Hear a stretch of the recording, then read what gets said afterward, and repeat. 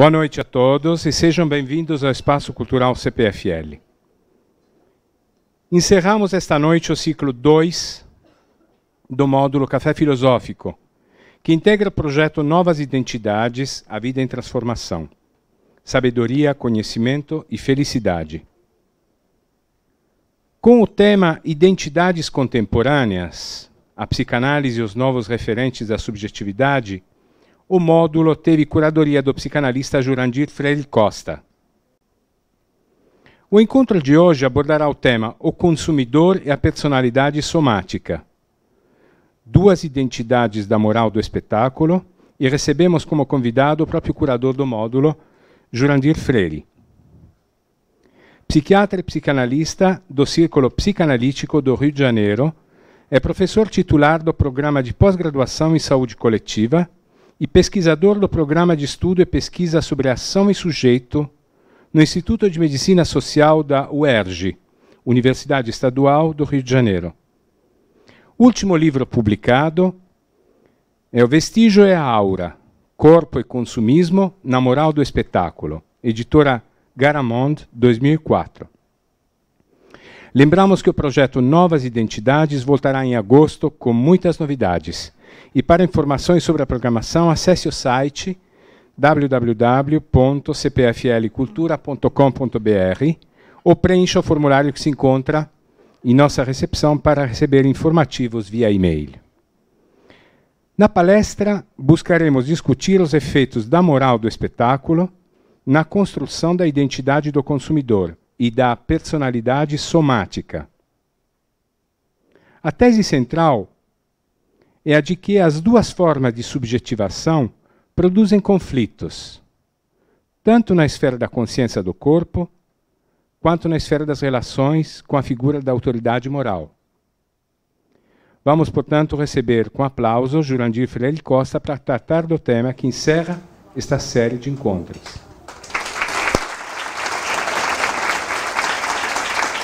Obrigado. Bem, estão ouvindo? Tá bom. Bem, eu queria agradecer uma vez mais os organizadores do Café Filosófico aqui do CPFL pela oportunidade, não é? Oportunidade prazerosa de vir trocar ideias com vocês sobre alguns dos problemas e discussões que nós temos no nosso departamento, lá no Instituto de Medicina Social. Eu procurei, inclusive, quando me foi solicitado que eu organizasse o módulo, eu procurei trazer uma série de colegas que trabalham comigo e outros não, mas com quem nós temos um diálogo frequente. Eu procurei trazer a opinião deles, em primeiro lugar, para que vocês pudessem ter uma visão do espectro mais amplo de construção das identidades contemporâneas e depois também para deixar claro que isso é um trabalho coletivo nosso, né? São ideias que nós procuramos ter, nós pesquisadores individuais, em encontros regulares. Nós trocamos o que cada um vem pesquisando nos seus seminários, nas suas aulas de orientação, nos seus estudos, para ver se a gente consegue entender um pouco melhor o que são os problemas que concernem a identidade psicológica, que é a matéria de nossa prática. Nós somos, na maioria, claro que tem filósofo, tem biólogo, como vocês viram, mas na maioria nós somos psiquiatras, analistas, e lidamos com isso. Eu vou procurar hoje, então, fazer uma espécie de resumo ou de apreensão geral do que foi o problema da identidade contemporânea, levando em consideração o que foi apresentado aqui, ou seja, as diversas modalidades de construção da identidade na contemporaneidade. Eu começo, então, pela questão de definição mais simples, identidade e contemporaneidade. Por identidade, da maneira mais genérica possível, por identidade, eu entendo a experiência de si, ou a maneira como nós nos distinguimos, a individualidade se distingue, de todos os outros fatos, pessoas ou eventos do mundo. Essa experiência de si como distinto dos outros, isso é dado fundamentalmente em função de dois tipos de equipamento que a biologia nos proveu, nos ofereceu, a evolução biológica. Um é o equipamento físico e o outro é o equipamento mental, ambas expressões do corpo. O solo da identidade do ponto de vista físico é o que nós chamamos de esquema corporal. O esquema corporal é a parte do nosso corpo responsável pelo ajuste imediato ao ambiente. Quando eu digo ajuste imediato, é o ajuste no aqui e agora, como nós, que estamos nos adaptando ao local onde sentamos, à temperatura, às variações metabólicas. Esse equipamento, o esquema corporal, nos provê com receptores que estão localizados na epiderme, nas articulações, na musculatura, nas vísceras. Da mesma maneira que, agindo em acordo com o sistema vestibular, que nos localiza no tempo e no espaço, nos dá a posição e o movimento, é aquilo que nos faz situar no eixo da gravitação, e isso é importante, eu insisto, porque apesar de parecer muito médico, nós não teríamos nenhuma condição de saber o que é trás, frente, para cima, para baixo, se nós não fôssemos capazes de movimento, de rotação e translação autônomos, né? Bem como a ideia de circunstância, de contingência, não nos seria dada se nós não pudéssemos, parado no mesmo lugar, girar em torno de nós e saber que o mundo muda segundo nossa perspectiva, ou a perspectiva que nós estamos olhando, observando. Pois bem, esse equipamento sensorial, mais o equipamento motor, que nos permite estar equipados para agir no ambiente, selecionando, captando ou extraindo aquilo que favorece a autorregulação interna, isso é a parte da identidade que eu chamo esquema corporal e que nos dá o sentido de unidade, de distinção, de diferença em relação ao outro. A outra parte da identidade é o que nós chamamos de imagem corporal, e essa é o que nos vai interessar mais de perto aqui. O que é a imagem corporal? A imagem corporal é aquilo que é formado pela experiência do limite do nosso corpo, pela experiência do limite que é imagética ou tátil, qualquer uma que seja, e é formada também, essa imagem corporal, pelas descrições e narrativas que nós fazemos de nós mesmos. Na imagem de cada um de nós, a identidade, no que concerne à imagem corporal, ela é formada, então, pela percepção da imagem, da superfície do corpo, mais as descrições constatativas e valorativas das nossas propriedades físicas, das nossas propriedades cognitivas, das nossas propriedades afetivas, das nossas propriedades conativas ou de ação. Traduzindo de maneira mais simples, a imagem concerne tudo aquilo que nós dizemos que é o estoque cultural à disposição para nós sermos capazes de dizer quem somos a nós próprios e aos outros. Quando eu falo de imagem corporal e quando eu digo que constata e que valora ou avalia, eu estou dizendo que a nossa identidade ela é permanentemente, ou ela oscila permanentemente entre dizer aquilo que nós somos e aquilo que nós queremos ou devemos ser. O lado valorativo é o que diz, eu sou isso de tal maneira, mas eu sou insuficiente diante daquilo que eu gostaria de ser, etc. Ou eu sou isso de tal maneira, mas eu estou talvez desviando daquilo que seria correto ser. Isso é que é a dimensão valorativa. E nessa dimensão valorativa, eu julgo meus afetos, se eu estou sentindo é algo de bom, algo que eu respeito, algo que eu admiro, se aquilo que eu penso da mesma maneira e se meus atos, minhas ações, também estão de acordo com aquilo que eu creio, que é a melhor imagem que eu posso ter de mim mesmo. Pois bem, identidade é isso. Essas identidades, como nós podemos ver, são extremamente variáveis em função do seu polo definidor. Qual é o polo definidor da identidade? é o ambiente. É o que nós, em psicanálise, chamamos de o outro. Porque todo ajuste físico e todo ajuste mental é sempre um ajuste feito com referência àquilo que nos transcende, àquilo que é o outro de nós próprios. Isso é uma percepção ou uma intuição do senso comum. Nós só existimos pelo outro e para o outro. O nosso movimento interdirecionado ou desdirecionado para dentro nada mais é, se vocês quiserem, do que um movimento de adaptação a alguma circunstância que mudou. A adaptação física é ao meio ambiente físico e a adaptação mental é ao meio simbólico ou ao meio cultural. A adaptação física se faz no ajuste, no aqui e no agora. A adaptação mental se faz através de dois meios que a imaginação pôs à nossa disposição, que é a rememoração e a antecipação.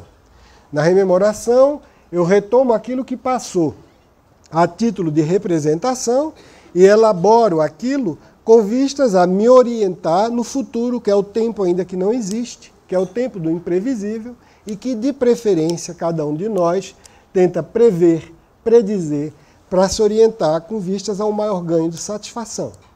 Pois bem, o outro, então, é a chave daquilo que somos e daquilo que queremos ser. Consequentemente, é esse outro que importa considerar quando a gente fala de contemporaneidade. Eu vou deixar de lado, é claro, o ambiente físico, ele vai ser retomado um pouco depois, porque ele tem cada vez mais interferência na maneira como nós nos imaginamos mentalmente, e vou tomar aquilo que eu chamaria do outro cultural, do outro simbólico, que é fonte de definição de nós mesmos, que é fonte de doação ou de dotação de nossa própria identidade. Pois bem, quando falamos em contemporaneidade, esse termo é um termo ou uma etiqueta, uma rubrica que engloba dezenas, centenas de possibilidades de definição. Eu vou tomar um dos aspectos desse outro, que é o aspecto que mais diretamente concerne aquilo que nós chamaríamos, ou que nós tomamos como identidade psicológica.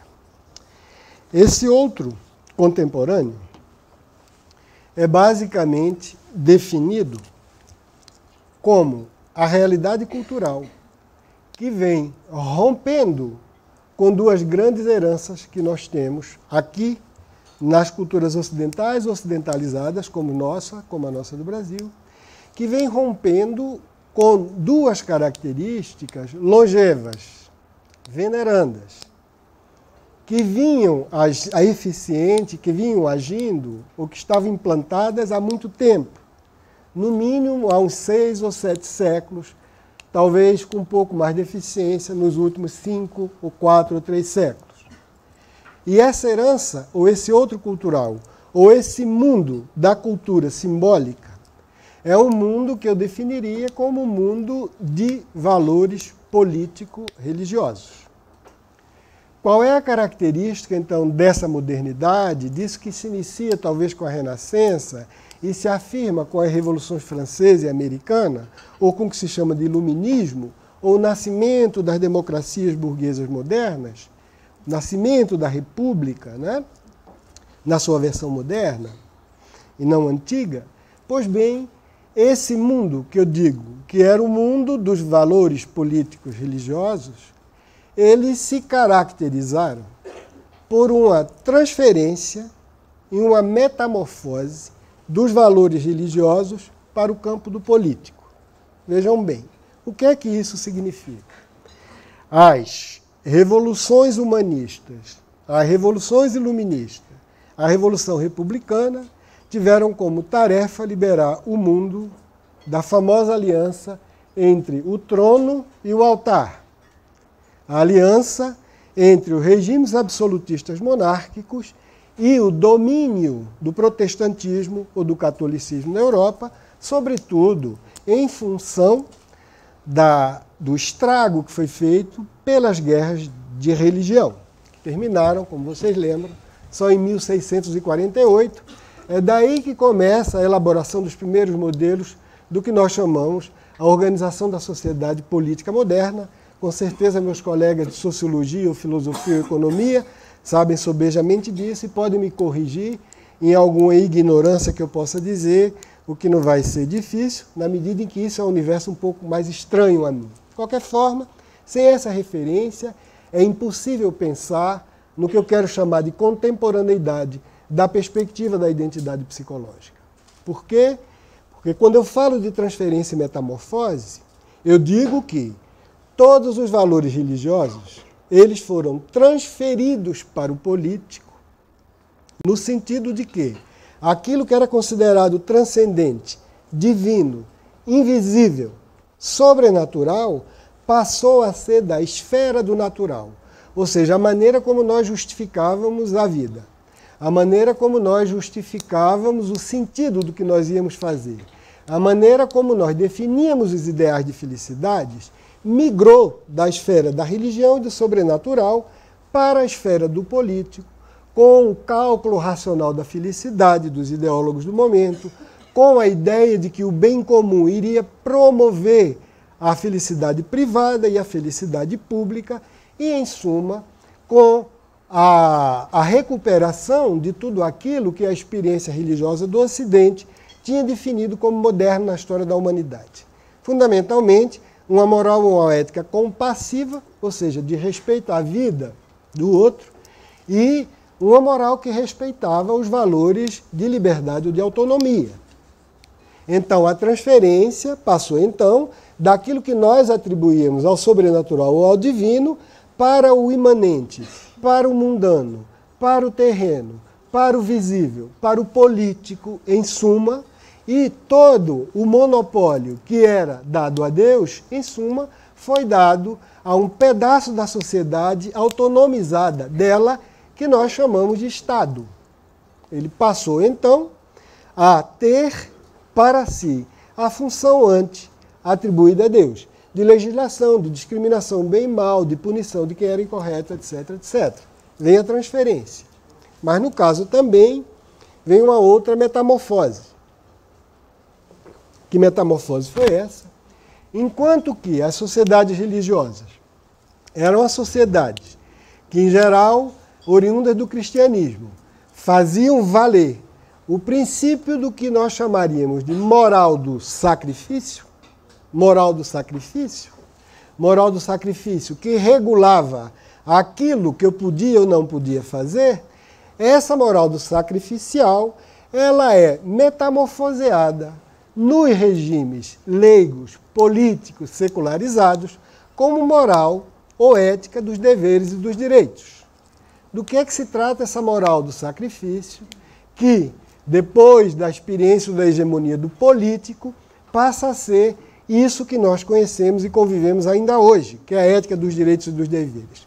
Essa ética sacrificial, em linhas gerais, diz o seguinte: você, o mortal, tem sua vida, tem sua existência como oferta, como um dom da divindade. A divindade teve o beneplácito, a benevolência de te oferecer o direito ou o privilégio de viver. Em contrapartida, você contrai uma dívida. Você contrai uma dívida com quem deu à luz a tua existência, e essa dívida, então, é paga com sacrifício. Sacrifício que, no mais das vezes, implica nada mais do que renúncia a uma parcela do gozo com o poder ou com o prazer. Gozo aqui como sinônimo de satisfação, que nós podemos ter com o poder ou com o prazer. Porque satisfação não é sinônimo de prazer, já que nós podemos nos satisfazer com o sofrimento e com a dor. A gente pode, então, gozar com o poder, que é a capacidade de dominar, de interferir, de manipular o outro ou as coisas em função da expansão dos nossos interesses, e a gente pode gozar com o prazer quando a gente, se situando no polo ou não do poder, retira dessa posição satisfação de qualquer ordem, erótica, agressiva, o que quer que seja. Pois bem, a ética sacrificial era uma ética, então, que nos impunha essa dívida, que muitos consideravam impagável, dada a dissimetria entre a criatura e o Criador, o que ele podia pedir como perfeição, e que nós, como imperfeitos, podíamos dar o restituído que havíamos recebido, de qualquer forma, essa ética sacrificial, ela, ao ser transposta para o reino, o terreno da política, ela trouxe todos os seus princípios básicos e essenciais. Na ética leiga ou profana dos direitos e deveres, nós também dizemos que nós temos direito a satisfazer nossos interesses com a condição de que a parte do Leviatã, a parte do Estado, a parte do bem público seja preservada ou conservada. Essa é a condição do viver comum. Antes, lá, na época em que a divindade nos dava aquilo, a gente dizia era Deus que nos dá a vida. Depois, na época da política, ele dizia, bom, é o Estado que garante o direito à vida e o direito à liberdade ou à iniciativa. Iniciativa econômica, iniciativa de qualquer ordem. Muito bem. Essa ética dos direitos e dos deveres, que resultou da metamorfose e da transferência do valor religioso para a esfera do político, essa ética começou, no momento presente, em particular, nos últimos anos, a ser contestada e sofrer uma guinada excepcional. Uma guinada forte que nos deixa perplexos, uma guinada forte cujo sentido nós ainda não conseguimos completamente entender, já que somos atores e contemporâneos disso tudo. Mas se trata dessa guinada que nós chamamos de contemporaneidade. Vejam só, nesse momento, no momento que a gente chama, grosso modo, de modernidade, onde o político recapitula, resume e profaniza e seculariza toda a moral religiosa, todas as nossas aspirações à felicidade ou ao sentido da vida consistia nesse delicado equilíbrio, nessa delicada balança entre até onde eu posso gozar sem que o dízimo dado ao outro, sem que o imposto cobrado pelo outro seja prejudicado, ou seja, lesado. Esse tipo de regime de valores, essa maneira de constituição da cultura, foi responsável pelas identidades que deram origem à psicanálise. Essa cultura foi a cultura de criação do homem do recalque. Foi a cultura da criação do homem neurótico, que sentia aspirações, desejos ou impulso para prazer, que seguramente ia satisfazer seus altos interesses, e que, no entanto, era obrigado a ceder ao imperativo, à injunção do outro. De tal forma que, qual seria a excelência da vida desse período que eu chamaria clássico de nossas personalidades, clássico tomando Freud como ponto de partida, é que todo equilíbrio e toda habilidade consistia em saber, em multiplicar a possibilidade de prazer que não prejudicasse o bem comum.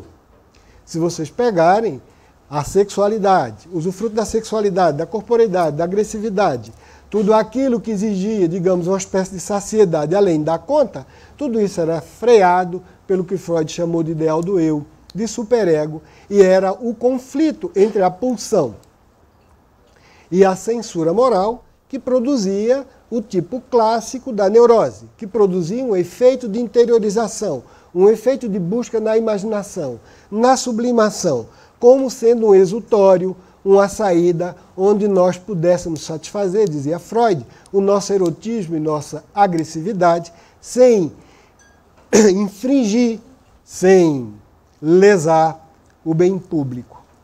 Pois bem, dada uma série de mudanças que pode ser descrita de várias maneiras, esse modelo começou a fazer água. Uma das principais razões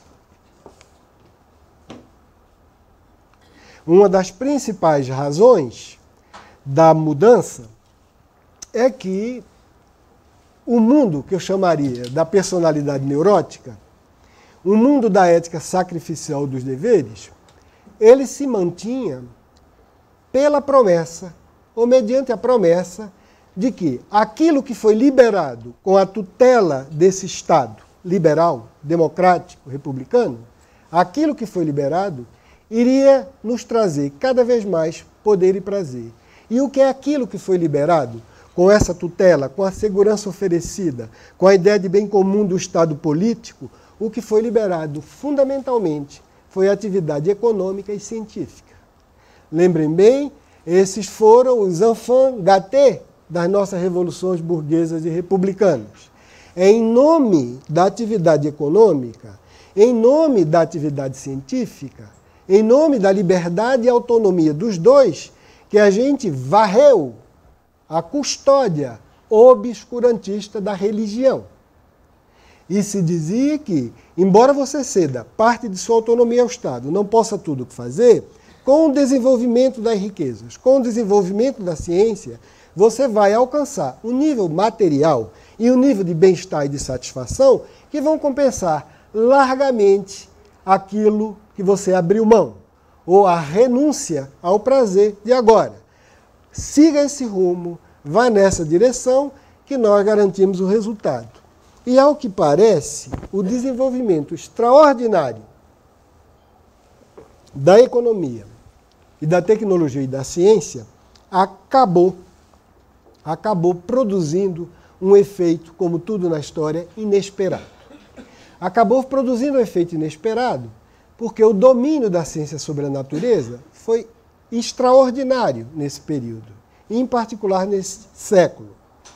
Tão extraordinário para nossos espíritos, né, habituados um pouco a entender a vida e o sentido do mundo, como qualquer coisa da ordem da esfera do sobrenatural, ou da esfera dos assuntos e dos negócios humanos regidos politicamente, que nós começamos cada vez mais a prestar mais atenção aos mecanismos de produção da vida e aos mecanismos de extinção da vida. Nunca, em nenhum momento, nós assistimos, digamos, a um interesse tão grande pelo ambiente físico, nunca, em nenhum momento, nós assistimos um interesse tão grande por tudo aquilo que são os mecanismos de reprodução, de nascimento e criação da vida, inclusive das nossas condições físicas. Vejam só que coisa extraordinária. Durante muito tempo, a natureza foi o outro obscuro. Era aquilo que estava lá e que nós não podíamos, de maneira nenhuma, manipular ao nosso bel prazer. De tal forma que ele era o estranho, era a zona de inquietação, era o mistério que nós não poderíamos decifrar. De repente, aquele estranho se torna cada vez mais familiar. Aquele estranho vai se tornando, pouco a pouco, algo que nós manipulamos. Nós falamos não só em controlar a vida, como controlar a morte, como operar a reprodução, que não é a reprodução mais sexuada, como toda a vida biologicamente a gente aprendeu, e assim por diante. E, curiosamente, uma vez que esse desenvolvimento das ciências, né, ou da tecnologia foi tão extraordinário, nós começamos, curiosamente, a ter uma espécie de preocupação com o ambiente físico que nós não tínhamos. Hoje em dia as pessoas têm uma sensibilidade particular com a ideia de poluição, com a ideia de predação do ambiente. Nós nos edificamos e projetamos muitas vezes no mundo antes tido como natural boa parte daquilo que antes era privilégio do humano, como por exemplo a capacidade de sofrer, a ideia de que pode ser exterminada certas espécies. Hoje tem pessoas que podem se dissolver em lágrimas vendo o sofrimento de uma baleia encalhada ou de um mico passando fome, coisa inconcebível há uns 2 séculos. Hoje nós todos, ou muitos de nós, se arrepiam diante do sofrimento imposto a animais, já se chama de tortura, para que faça experimentos de laboratório a fim de que nós tenhamos saúde. Nós começamos então, em nome do alto interesse vital da vida, ter uma espécie de preocupação com o ambiente físico muito grande. Uma espécie de cuidado com algo que é um patrimônio, que é o bem comum, que é a base da nossa existência biológica. Em contraposição, coisa curiosa, isso que ninguém se incomodava, que tinha sido Deus que criava, ou um bang-bang que por acaso explodiu, ou essa poeira de estrela que veio vagando espaço afora e que o acaso e a necessidade fizeram que transformasse essa sopa de aminoácidos, que somos nós seres orgânicos, em algumas coisas que falam, como nós. Em suma, isso que ninguém se incomodava muito, começou a ser objeto de reverência, de veneração, porque aí nós dizemos, todo egoísmo, todo individualismo é predatório, todo egoísmo é condenável. Nós devemos preservar aquilo que é patrimônio de todo mundo. Começou a haver uma espécie de interesse moral por alguma coisa, pela natureza, por um ambiente físico, né, que antes era inexistente. Em oposição a isso, o que é que passou a acontecer com o terreno do político? O que passou a acontecer com o terreno do político e do Estado vem não da ordem propriamente da ciência, mas da ordem da economia. Eu tenho que falar aqui, porque sei que tem economistas presentes, mas é simplesmente competentes, além do mais, para mostrar até que ponto isso acaba interferindo em nossa vida mental. O prodigioso crescimento e acumulação de riqueza, o desenvolvimento dos meios produtivos, baseado na tecnologia, gerou, na camada dos que podem ter acesso a isso, um bem-estar de uma qualidade incomparável. Qualquer um de nós, hoje, tem um nível de vida 1000 vezes superior a Luís XVI na sua corte nababesca de Versailles, né? Desde o fato dele não ter água encanada e fazer as necessidades daquela maneira que a gente sabia, né? Com instrumentos rudimentares, até o fato dele ter piolho, de não ter nenhum tipo de prevenção, e até o fato que até recentemente era muito comum, que era a experiência de dor física e que cada vez mais nós não temos, porque pela ação concertada da ciência e da operosidade, da maneira como foram organizada a distribuição de remédio pela indústria farmacêutica poderosíssima, nós temos à nossa disposição. E se não temos, rapidamente aprendemos a ter analgésicos, que faz com que hoje em dia um jovem, muitas vezes da idade que eu estou aqui, jamais tenha sentido alguma coisa que foi comum até na minha geração, que era a famosa dor de dentes. Em suma, a experiência de dor, de mal-estar físico, proporcionada pelo desenvolvimento da economia de mercado para aqueles que podem se beneficiar, fez com que, de repente, a gente começasse a entender que aquilo veio de graça. E que tudo aquilo que permitiu que isso surgisse, que foi a organização do Estado, ora em benefício das classes, ora em benefício da atenuação dos conflitos e da concórdia social, tudo aquilo passou a funcionar no nosso imaginário e na nossa imaginação como algo mágico, algo verdadeiramente, né, no sentido que a gente diz, reificado. Parece que sempre esteve lá. Parece que assegurar a liberdade para a iniciativa privada ou para os conflitos que resultam em apropriação de riqueza e distribuição de riqueza e uso da tecnologia em função de produtividade econômica, parece que tudo aquilo existe como antes a gente acreditava que existia água e que existia luz. Hoje a gente está invertendo. A gente sabe que luz e água são recursos escassos, que pertencem ao ambiente que a gente tem que cuidar. Em contrapartida, o Estado, que era tão familiar, que nasceu do acordo entre os agentes e os indivíduos para criar uma sociedade onde existissem essas liberdades, isso passou a funcionar como se fosse uma fada madrinha com a qual e sobre a qual nós não temos nenhuma responsabilidade e que pode ser entregue a técnicos, a tecnocratas, quando não a usurpadores.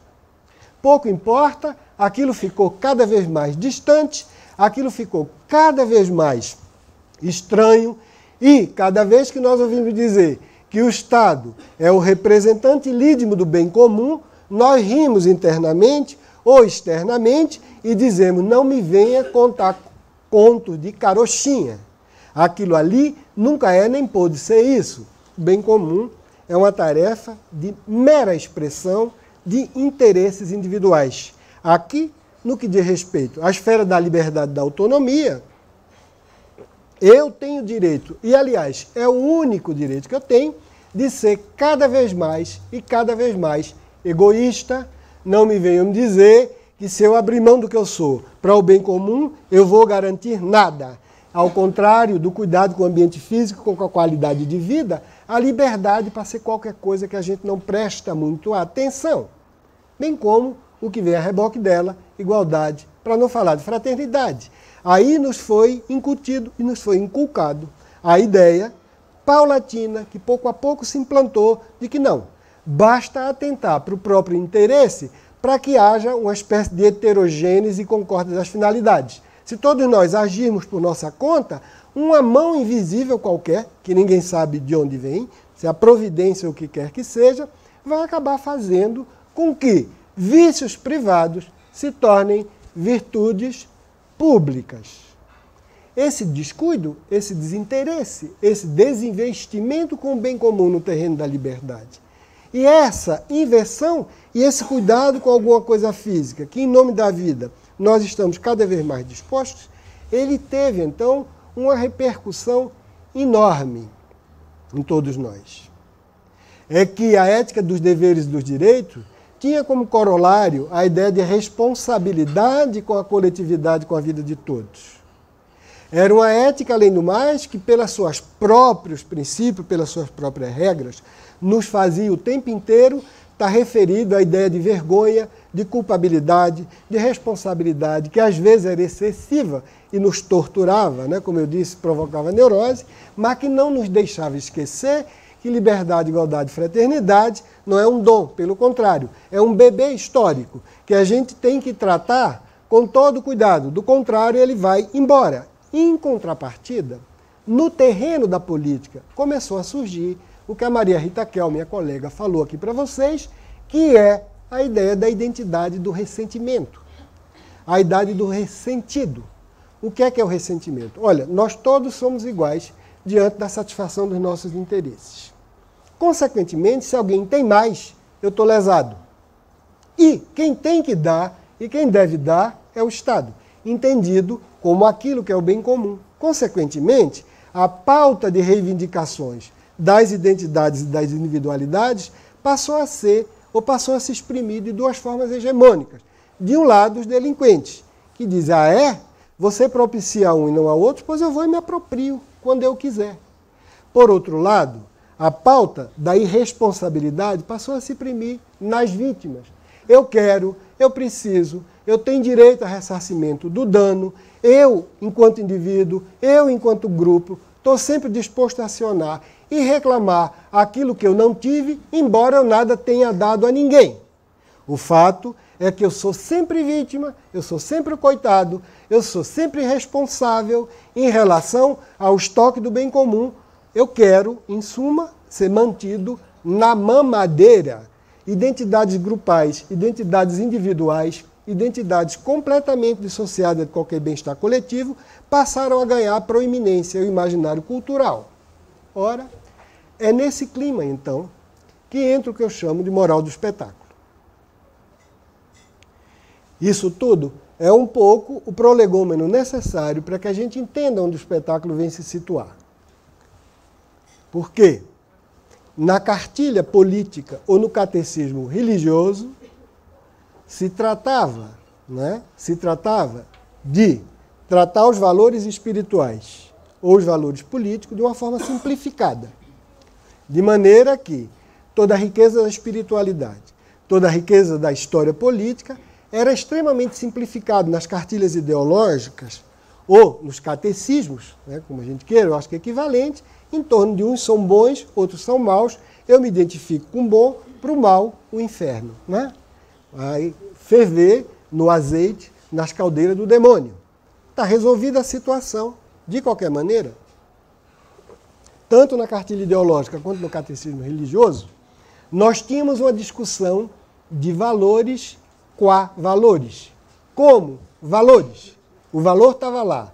Valor no sentido de algo que não se realizou e que nós todos devemos aspirar para que o mundo, a coletividade, possa gozar das condições que asseguram o valor básico, que é a liberdade e a autonomia para o espírito humano, para a iniciativa humana.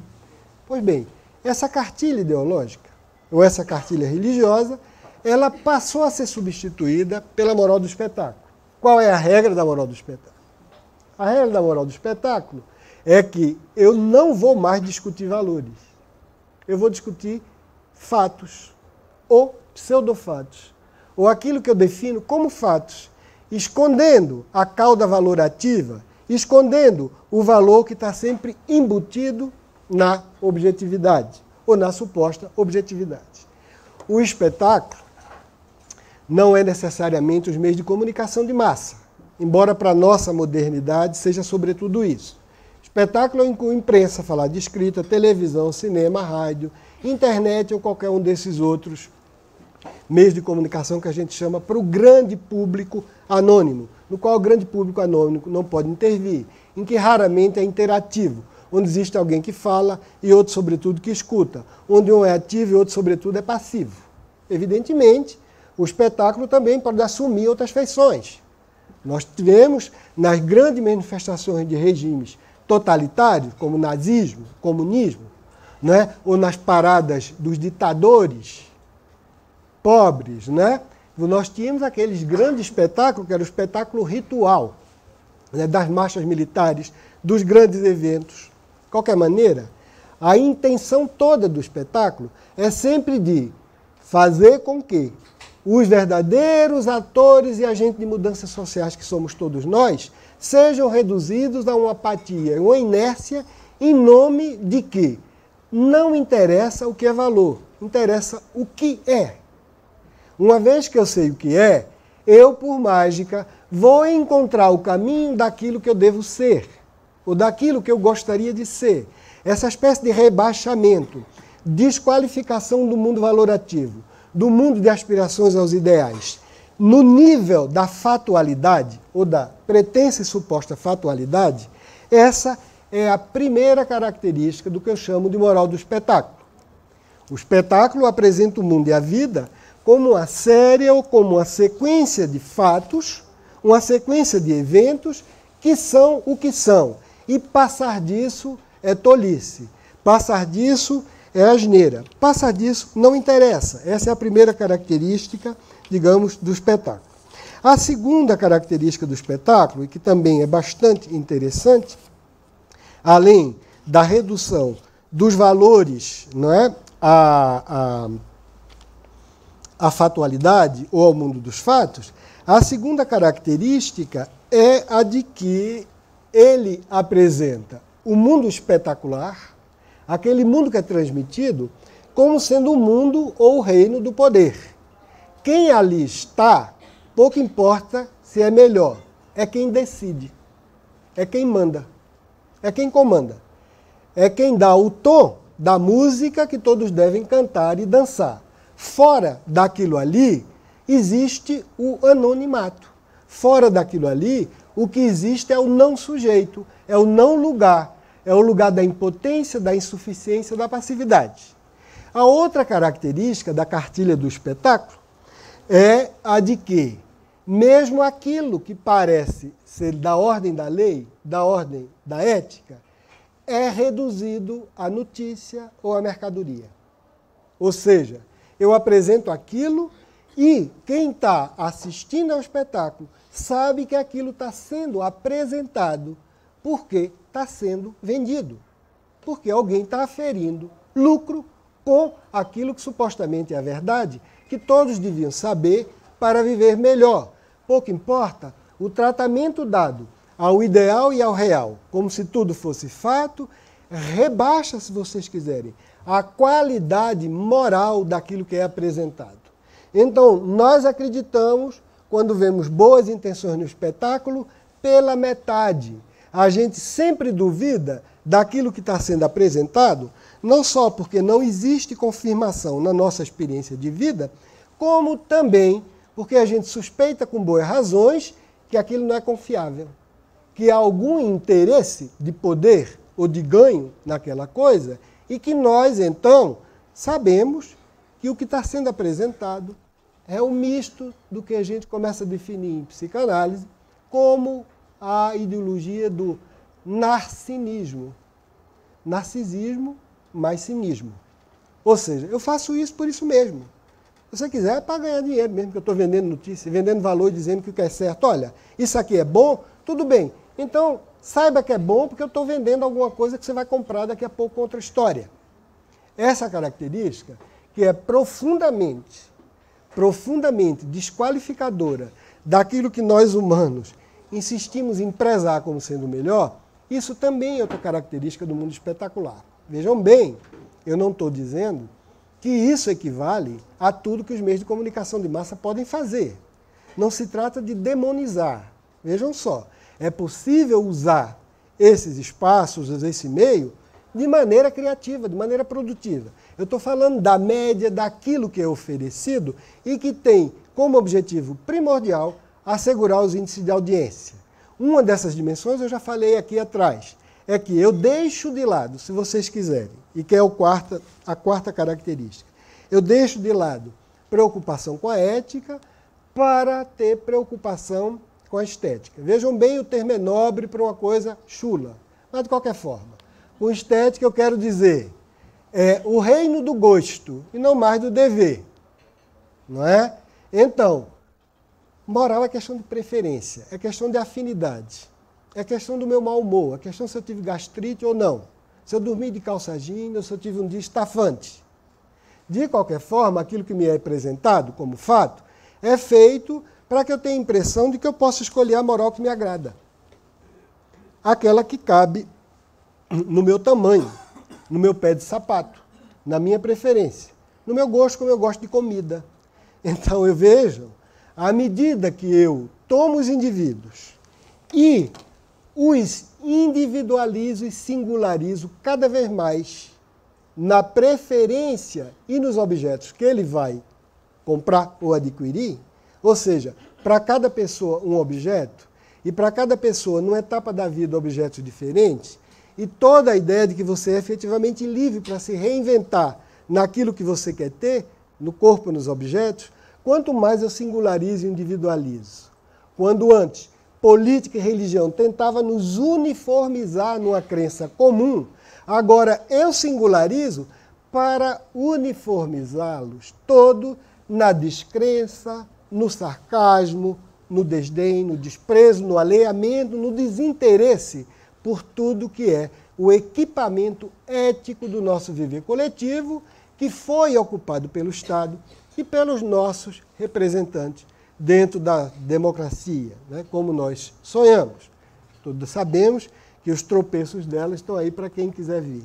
Pois bem, essa moralidade do espetáculo gera a inércia e a passividade dos indivíduos, criando algumas das identidades. A inércia e a passividade significa basicamente que eu começo a desistir daquela relação polêmica, agônica, conflitiva com o bem e o mal para definir o que eu sou. Quando eu pedi para o Francisco, para o Luiz, etc., apresentarem aqui uma dessas identidades, que são identidades biológicas, é um desses exemplos. É o exemplo de uma dessa identidade onde eu renuncio a qualquer tarefa de pensar e me interrogar e perguntar ao outro qual é a experiência e entrar num embate, dizer o meu valor é melhor por isso, isso e isso, ou por isso, isso e aquilo, né? Eu resumo isso e disse, não, eu sou assim porque meu gene, o meu cérebro diz que eu seja. Eu me demito, eu me entrego a essa determinação genética. Eu sou passivo, então eu tenho particularidade, a partir dessa particularidade eu vou reivindicar ao Estado o direito de me exprimir, porque meu gene me fez diferente, e eu, pelo fato de ser diferente, quero ter os mesmos benefícios e quero ganhar o mesmo dom que o outro, que é diferente de mim, já tem. Ganho, em geral, o prazer ou o poder. Nunca ganho em matéria e consistência ética com vista à elaboração do bem comum, e eu insisto. Pois bem, esse é um dos exemplos, né? Outro exemplo que eu trago aqui é o que eu chamo de personalidade somática, na sua versão empobrecida. Ou seja, é um cuidado com o corpo que diz, tudo bem, você cuida do seu corpo, individualiza, particulariza, busca o que é melhor, cuide dele e cuide da vida, mas não pergunte para quê. Não pergunte para quê. Não pergunto para quê, porque isso vai ser um impasse e um impasse que vai colocar você diante de perguntas de natureza ética. Para que eu quero viver muito? A ciência me assegura o quê? Com a boa forma, com a saúde, com a longevidade ou com a juvenilidade? Me assegura que futuro? O que é que me está garantido? Vão me garantir o quê? O respeito da minha comunidade, pelo fato de eu ter vivido mais tempo e saber transmitir a ela aquilo que foi história das nossas tradições? Nada. O que é que me assegura viver? Me assegura certamente uma sobrevida ou uma vida em que eu tenho o mínimo de bem-estar, em que eu consiga manter minha consciência lúcida, em que eu consiga produzir qualquer coisa que seja objeto de troca entre mim e meus próximos? Não. Doenças degenerativas, todas de toda ordem. Todas as invalidez que a gente está sujeito a isso. Nada disso. Você pode dizer, bom, a ciência vai progredir, mas essa é a promessa. Ela vai progredir e vai cada vez me deixar, digamos, com mais longevidade. E vejam só, eu não estou querendo, nem sou contra em absoluto a gente tratar da gente para viver mais. A vida para mim é um bem, mas é um bem para outra coisa, para servir outra coisa. Ou então eu quero viver muito para estar aqui, junto com meus próximos, junto com meus amigos, com meus companheiros, com minha família. Não. Eu não quero viver muito para isso. Eu quero viver muito para isso, porque mandam que eu viva muito. Porque diz que isso dá prazer, porque diz que dá bem-estar, porque isso alimenta uma enorme indústria de ilusão e de ficção a respeito do bem-estar do corpo e do prazer. Né? Porque é verdade que todo esse cuidado com o corpo, no fundo, exige de nós uma disciplina absolutamente draconiana que na maior parte do tempo é de renúncia e de ascese. Basta ver o caso de comida. Nunca nós produzimos tanta e tão variada comida e nunca nós comemos com tanta culpa. Cada torta hoje em dia é procedida de rituais de expiação e de desculpas explícitas. Olha, eu estou comendo isso, mas é só fim de semana. Não, eu posso, porque a semana inteira eu me movi a alface e água. Nunca. Mas isso é dito que nada. Isso é apresentado pelo espetáculo como uma coisa mais prazerosa, como a fachada dos habitantes do reino das celebridades, da qual eu falei na outra conferência, e que estão lá dentro do espetáculo. Olha, ninguém sabe exatamente o que custa aquilo, inclusive desvio, inclusive o preço em anorexia, o preço em bulimia, em fisiculturismo compulsivo, etc, etc. Pois bem, então, uma das identidades, que é da personalidade somática, que diz, você é aquilo que teu corpo mostra, uma dessas identidades é uma dessas identidades preguiçosas, é uma dessas identidades assumida na moral do espetáculo, onde a gente faz qualquer coisa e se define por qualquer coisa, cujo rumo, cujo futuro, cuja, se você quiser, perspectiva de bem, a gente não sabe nem se pergunta, porque não interessa ao espetáculo discutir ética. Interessa ao espetáculo fazer show de ética ou de mau caratismo. Interessa ao espetáculo dizer somos todos corruptos. Ou interessa ao espetáculo dizer uma série de coisas. Não interessa em absoluto dizer quem construiu o bem comum, como dá trabalho, como os abalos existem e como, sobretudo, a gente não pode em absoluto perder a confiança, porque nós somos os atores disso. Ali, no máximo, tem representante, a gente bota e tira. Tem um ritual. Tem 4, 6 anos, 5, 6 anos que diz, naquele momento do ritual, o poder de todos nós. E até lá, a gente trata de escolher bem e botar. Não se trata de relembrar isso. Essa participação é reintroduzir valor que pode, inclusive, criticar a dinâmica do espetáculo, ser conta, etc, etc. Muito bem, qual é a outra saída que nos é dada? Saída do consumidor. Personalidade somática, essa que quer se definir pelos esforços e manter longevidade, boa forma, saúde e juvenilidade, que nós já sabemos o caos que é, não é? Então nós temos dispositivos ortopédicos hoje em dia magníficos, extraordinários, mas a gente não pode esquecer o passado que tem. E, consequentemente, é uma verdadeira saia justa, porque nós podemos ter uma aparência de 20 anos de idade, mas quem foi educado escutando Dalva de Oliveira, Lupicínio Rodrigues, não pode esquecer isso, a menos que comece a negar cada vez. Ah, bom, você conhece essa música? Não, nunca ouvi. Isso era minha avó. Eu não, de jeito nenhum. Olha, para mim, imagina, os Beatles já é uma coisa tão distante. Entende? Bem, o que é uma amputação de sua história. E, sobretudo, trocar isso com teus pares se torna cada vez mais difícil, porque toda a conversa é absorvida em torno disso. Façam a experiência. Eu já disse a vocês aqui. E peço para vocês testarem. Eu nunca fiz pesquisa. Vão a uma reunião na casa de um amigo, vão assistir um filme, depois vão para uma mesa de bar, chame os amigos para jantar e veja quanto tempo demora para começar. Eu fiz tanta ginástica, parei de fumar, meu colesterol está alto, meu colesterol está baixo, meu triglicerídeo está alto, eu estou com dor assim, eu fiz isso, eu fiz Tai Chi Chuan, eu fiz alongamento, eu fiz GDS, eu fiz RPG, eu não como mais nada, óleo virgem é bom, alpiste é bom, tudo. Você acabou de assistir um filme cabeça, vá para uma mesa de bar, e tudo se resume, como é que está teu colesterol, a barriguinha está um pouco fora dos eixos. Olha esse pneu, não quer dizer nada, mas toma cuidado. Isso aí. Do outro lado, o que vale para o corpo, começa a valer para os objetos. Evidentemente, depois que a produção industrial cresceu, nós temos acesso ao maior número de objetos. Eu acho isso absolutamente natural e entendível. A ideia de que objetos são feitos para ser comprados a mim não escandaliza. Nem eu acredito que há nada de imoral nisso. Por quê? Porque toda a vida, nós, para nos exprimirmos moralmente e emocionalmente, nós temos de recorrer a objetos. Né? E não é só esse objeto, não é só objeto de uso, é objeto de troca. Tem equivalências, isso também. Isso não é uma coisa que foi recém-inventada.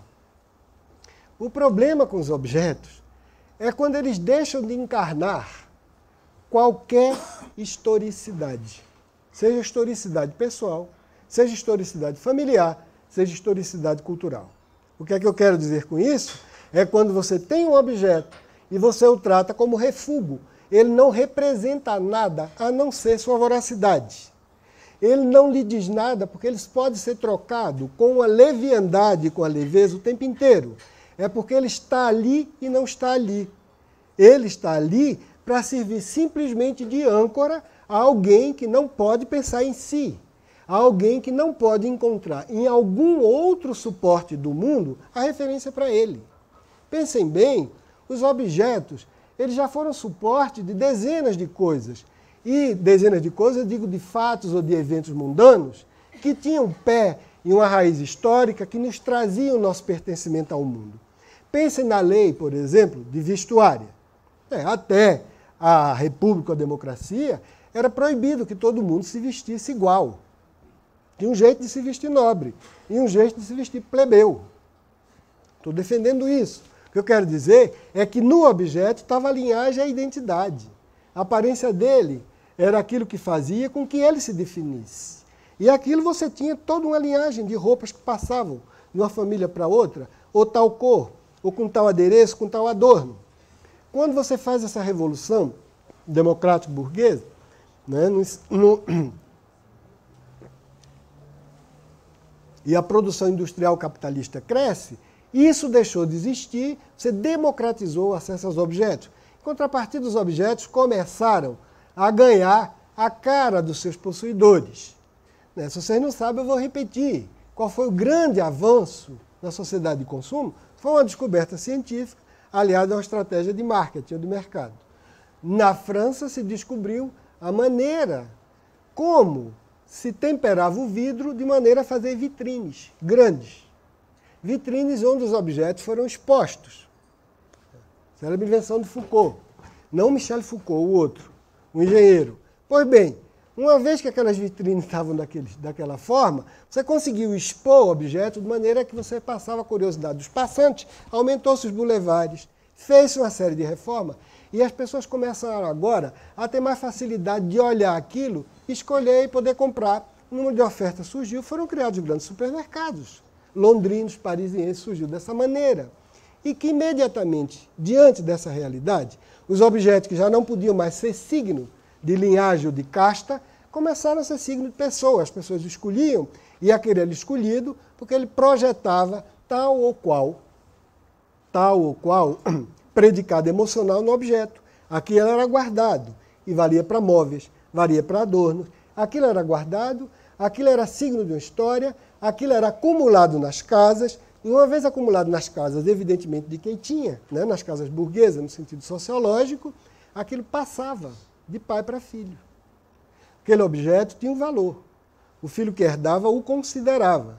Aquilo dizia de uma história, dizia de todos os eventos emocionais, afetivos e morais. Eram objetos que lembravam batizados, casamentos, que lembravam mortes, que lembravam aniversários, que lembravam datas especiais, em que você comprava a louça, em que você comprava aparador, em que você comprava abajur, em que você comprava mesas, e que tudo isso era dado, e que tudo isso passava. Alguma coisa que alguém tinha em termos de objeto, sabia que o outro ia se apropriar e que aquilo tinha o valor da história. Hoje em dia você faz um mundo de objetos sem memória e sem história. Toda a história dos objetos hoje em dia, onde é que fica? Nos museus. É uma espécie de enjaulamento, que é uma espécie, se vocês quiserem, de circunscrição limitada, colocada à altura da visibilidade, da observação, muitas vezes induzida de maneira completamente acrítica, não obstante o esforço dos museólogos, dos historiadores e dos arquivistas para fazer. Ou seja, o objeto antigo virou peça de museu, o que no nosso imaginário significa, e a própria expressão portuguesa diz, não tem nenhuma utilidade hoje em dia. Hoje o que eu tenho eu não posso deixar para ninguém, porque ninguém depois de mim vai querer. Essa obsolescência programada, em função do novo Estatuto do Objeto, em função de nossa voracidade, faz com que nada, nem seu corpo, nem sua alma, nem os objetos você possa transmitir a quem quer que seja. Esse é o homem supérfluo. Esse é o homem dispensável. Esse é o sujeito ideal da moral do espetáculo. Os efeitos, então, de mais cuidado com o corpo, mais consumo, se retroalimentam ou retroalimentam a sensação de nulidade. Nulidade porque eu me desinteresso por política, a construção do bem comum. Nulidade pessoal porque nada que eu tenho do que eu sou vai ter um futuro que eu possa prezar. Pois bem, eu acho que é esse ou essas identidades que nos produzem um mal-estar. Evidentemente, eu narrei aqui o côté, o lado sombrio, o lado negro da força, né? O lado Darth Vader. Claro que, diante de tudo isso, nós temos uma tarefa crítica. Claro. A primeira tarefa crítica é, cada vez mais, diante de tudo que aparece, a gente ser seletivo, a gente ser capaz de fazer, e cada um no seu domínio pessoal. Não é? A gente ser capaz de fazer aquilo que em cada domínio pessoal foge dessa mecânica e dessa dinâmica. A gente ser capaz, sobretudo, de pensar que sem bem comum, sem alguma coisa que represente, eu não sei se é o Estado, pode ser outra coisa, até agora a gente não inventou uma paciência, algo que diga que ali estão depositados nossas melhores esperanças, nossos melhores esforços, garantidores disso que nós queremos preservar em nós, que é a liberdade imaginativa, a liberdade criativa, a liberdade de lidar num mundo imprevisível, a liberdade, enfim, de garantir certas coisas básicas que a gente adquiriu, direito à nossa integridade física, à nossa integridade moral, assegurando o outro o mesmo direito, né?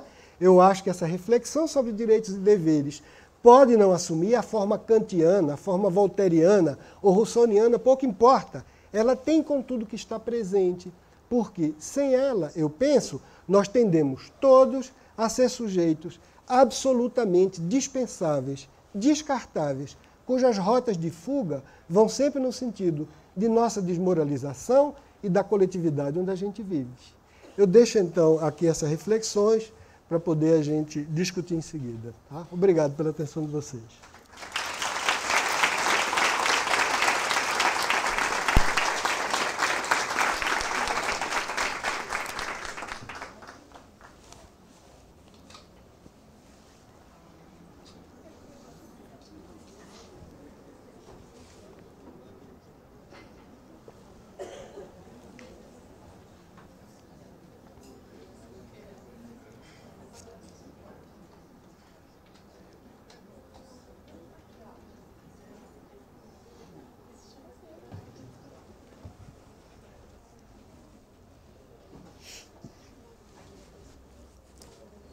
Boa noite.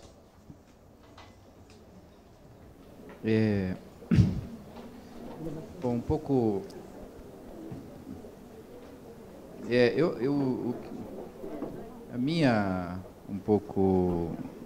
A minha questão seria um pouco no seguinte sentido, quer dizer, eu acredito que nós entramos aí num movimento muito forte de transformação, e onde a técnica tem uma ação muito grande, na medida que um tempo todo ela vai prometendo transformações, e vai, quer dizer, quando você acaba de estruturar a sua vida em torno de um determinado ambiente tecnológico, ele já está te contando que existe um outro. Isso aí está impactando de tal forma, eu acredito que a nossa sociedade, que, de alguma maneira, nós precisaríamos conviver, assimilar